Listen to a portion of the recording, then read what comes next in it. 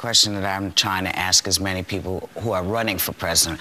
What are the first three things you'll do when and if you win? Right. Because there's a lot that has to be cleaned up. Yes, there is. So what are the first three things for you that you see most important? First is that I will begin to withdraw our troops from Iraq as carefully and responsibly as I can.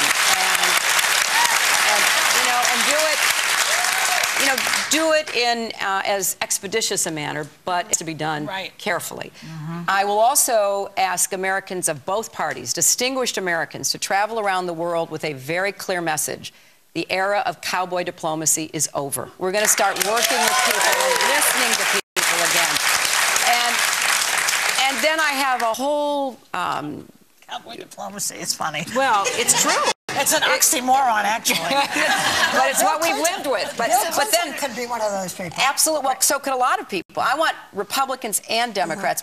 Republicans are concerned about where we are today, and they want to be part of sending a message out. Look, we have to stand our ground wherever we must, but we have to try to find common ground.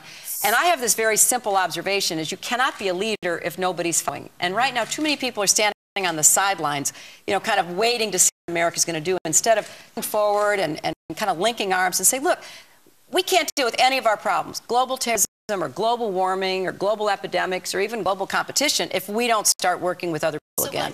What is number three? Well, the third is, well, I have an economic agenda to rebuild a strong and prosperous middle class, and I will start working on that immediately with the Congress. But to follow, does that mean that you will then take a strong stance with China on how things get done here in America? And Iran? Absolutely. You have to take a strong stance. I think you can be both strong and smart. I think you can be tough and effective.